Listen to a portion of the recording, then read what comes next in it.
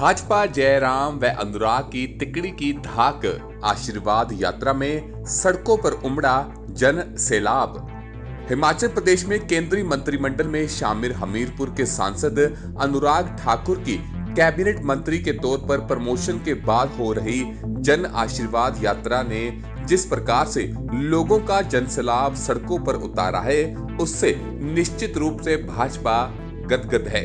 वहीं अनुराग ठाकुर इस स्वागत से खुश हैं। निश्चित रूप से प्रधानमंत्री नरेंद्र मोदी व भाजपा के राष्ट्रीय अध्यक्ष जगत प्रकाश नड्डा के निर्देश पर देश भर में ही हो रही कैबिनेट मंत्रियों की जन आशीर्वाद यात्रा को विशेष रूप से भाजपा के जनसंपर्क कार्यक्रम के रूप में देखा जा रहा है। नए मंत्रिमंडल के सभी सदस्य इस समय जन आशीर्वाद यात्रा को अपने अपने प्रदेशों में कर रहे हैं।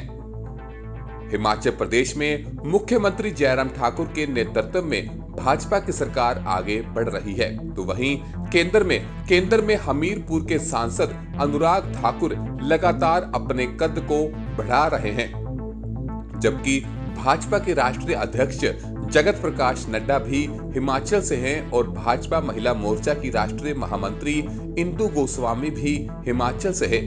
हिमाचल का लगातार रुतबा राष्ट्रीय राजनीति में बढ़ता जा रहा है। जन आशीर्वाद यात्रा का करीब 630 किलोमीटर का सफर हो रहा है। इस दौरान 40 से अधिक विधानसभा क्षेत्रों को कवर किया जा रहा है। उपचुनाव को देखते हुए उन क्षेत्रों को भी इस यात्रा में शामिल किया गया है। अनुराग ठाकुर की यात्रा अपने हमीरपुर संसदीय क्षेत्र से शुरू नहीं हुई, बल्कि शिमला संसदीय क्षेत्र से शुरू हुई और अपने संसदीय क्षेत्र के ऊना में ये खत्म होगी।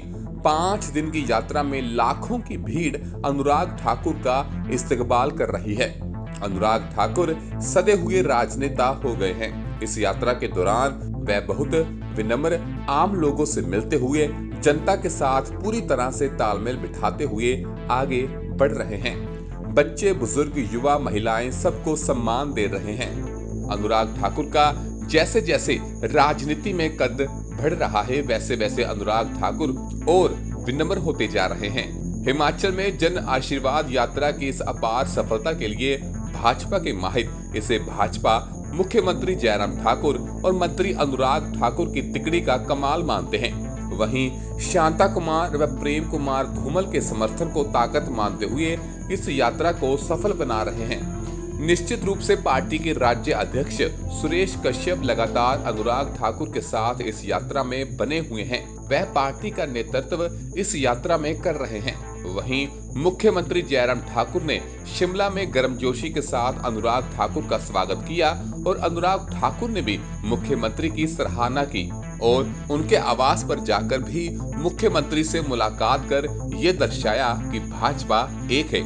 हालांकि हिमाचल प्रदेश में चाहे गुटों की राजनीति भाजपा के भीतर होने व तेज होने के कयास लगाए जाते रहे हों, लेकिन फिलहाल केंद्रीय नेतृत्व में हिमाचल प्रदेश की कमान पूरी तरह से जहां जयराम ठाकुर के हाथों में रखी है, वहीं केंद्र की राजनीति में अनुराग ठाकुर को आगे बढ़ाने के लिए कदम ताल की है।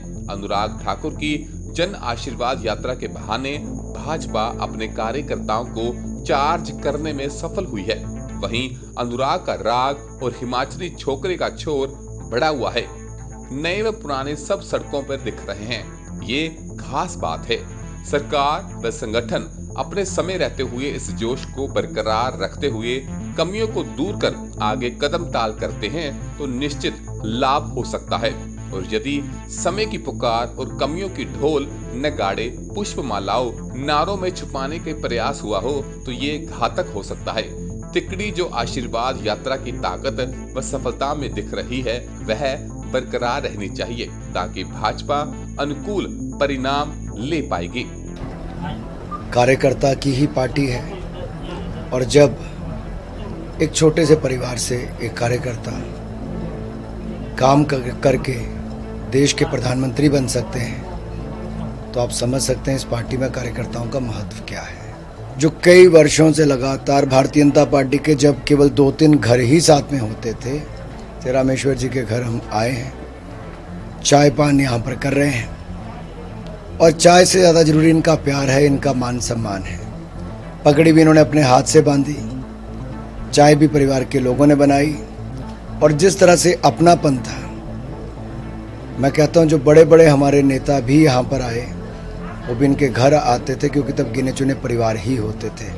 आज पार्टी बढ़ गई, प्रदेश और देश में सत्ता में है, लेकिन फिर भी ये भारतीय जनता पार्टी ही है जो अपने कार्यकर्ता के घर, आज भी मैं अपने प्रदेश अध्यक्ष जी के विधायकों के साथ यहाँ पर आया हूँ, क्योंकि ये वो कार्यकर्ता हैं जिन्होंने शुरुआत में पार्टी को खड़ा करने का काम किया है। द टारगेट न्यूज के लिए ऊना से ममता भनोट की रिपोर्ट। पल पल हर पल समाचारों से अपडेट रहना है तो हमारे इस चैनल द टारगेट न्यूज को लाइक करें, सब्सक्राइब करें व बेल आइकन को जरूर दबाएं। घर बैठे सारी जानकारी पाएं।